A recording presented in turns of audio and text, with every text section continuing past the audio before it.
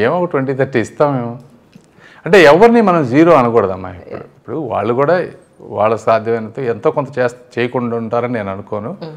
సరే, అది మెజారిటీ ప్రజలకి ఇబ్బంది కలగొచ్చు, కానీ సరే ఒక 20-30%కి జరిగితే జరిగి ఉండొచ్చాము. 2024 ఎలక్షన్స్ దృష్టిలో పెట్టుకుని ఇక్కడ ఏపీ ప్రజలందరికీ కూడా, మీ కాన్స్టిట్యున్సీ ప్రజలందరికీ మీరు ఈ సందర్భంగా ఏం చెప్పాలనుకుంటున్నారు? నేను ఒకటే చెప్పదలుచుకున్నాను. మీరు గుంటూరు ప్రాంత ప్రజలకి, ఈ రాష్ట్ర ప్రజలకి, తెలుగుదేశం పార్టీకి, చంద్రబాబు నాయుడు గారికి మీరు నా మీద పెట్టుకున్న ఎక్స్పెక్టేషన్స్ కన్నా ఎక్కువగా వర్క్ చేసి ఈ 30-40 సంవత్సరాలు నేను నా కుటుంబం కోసం ఏ విధంగా అయితే ఒక వెల్త్ సక్సెస్ని క్రియేట్ చేసుకున్నానో అదే వెల్త్ సక్సెస్ ఈ ప్రజలందరికీ వచ్చే విధంగా వర్క్ చేస్తాను. కానీ మీ బిజినెస్లన్నీ కూడా మన ఇండియాలో పెద్దగా మీరేం పెట్టలా, అక్కడే ఉంచారనే కూడా ఇప్పటి వరకు అక్కడే ఉన్నాయి. ఇక్కడ పెట్టే ఉద్దేశం ఉందా? యాజ్ అన్ ఇండియన్ 1 by 1 చేసుకుంటూ వస్తాం కదా. అది సాధ్యపడుతుందంటారా మీ ఉద్దేశం ప్రకారం? ఎందుకు అవ్వదు? ఎందుకంటే ఇక్కడ మన ఇండియాలో ఎస్పెషల్ లేదా తెలుగు రాష్ట్రాల్లో ఒక కంపెనీ పెట్టాలన్నా, ఒక బిజినెస్ చేయాలన్నా కూడా చాలా రకాలైన అడ్డంకులు.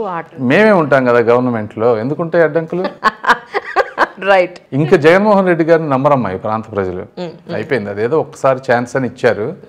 ఆయనకి సమీప భవిష్యత్తులో మీకు మళ్ళీ కనిపించరు. ఇది ఒక ఎనామలీ, ఇది మళ్ళీ వస్తుందని నేను అనుకోను. సో ఇక్కడ పెట్టే ఉద్దేశం ఉంది. ఇన్ కేస్ అనుకుందాం కాసేపు, ఎందుకంటే జీవితం వైస్ వెర్సా ఉంటుంది, 50-50 ఉంటుంది కాబట్టి.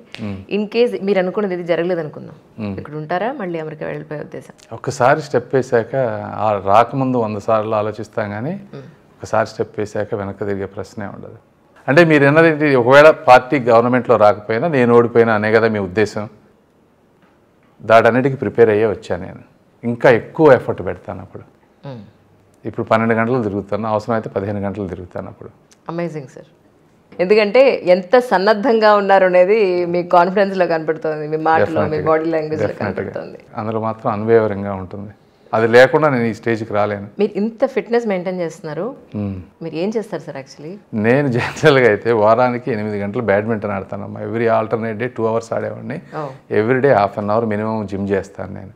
ఇప్పుడు వచ్చాక నేను బ్యాడ్మింటన్ ఆడలేదు ఒక 1.5 months నుంచి. అయితే జిమ్ మాత్రం ఎవ్రీడే 1/2 hour చేస్తున్నా.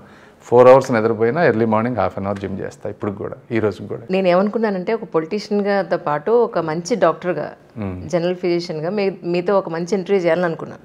ఎందుకంటే మీరు నమ్మరు, మనకి తెలుగు రాష్ట్రాల్లో డయాగ్నోసిస్ అనేది ఎంత కష్టంగా మారిపోయిందో. ఒకనకప్పుడు పల్స్ పట్టుకుని చెప్పేవాళ్ళు, ఇప్పుడు ఒక 10 టెస్టులు చేసినా కూడా ఈ రోగం ఇది అని చెప్పగలిగే పరిస్థితి లేదు. Can you believe it sir?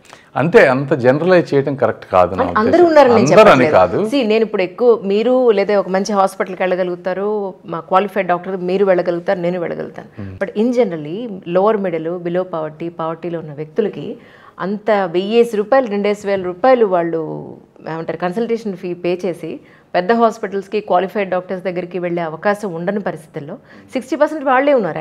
మీరు చెప్పింది కరెక్ట్. ఇదే నేను అనేదంటే ఒక అకౌంటబిలిటీ లేకపోవడం దీనికి. అంటే ఈ డాక్టర్ నిజంగా డయాగ్నోసిస్ చేయగలడా లేదా అనేది రెగ్యులేటరీ బాడీ డిసైడ్ చేయాలి. మీరు సీట్ ఇచ్చి వదిలిపెడితే రెగ్యులేటరీ బాడీ దాన్ని ప్రాపర్ వేలో టెస్ట్ చేసి డిసైడ్ చేయకపోతే మీరు ఆబ్వియస్గా వీళ్ళు అవుతుంది. ఆ రిఫార్మ్స్ వచ్చినప్పుడు డెఫినెట్గా వర్కౌట్ అవుతుంది. మిమ్మల్ని ఎన్నుకుంటే కనుక ప్రజలు, వాళ్ళకు ఒక అడ్వాంటేజ్ ఉందండి.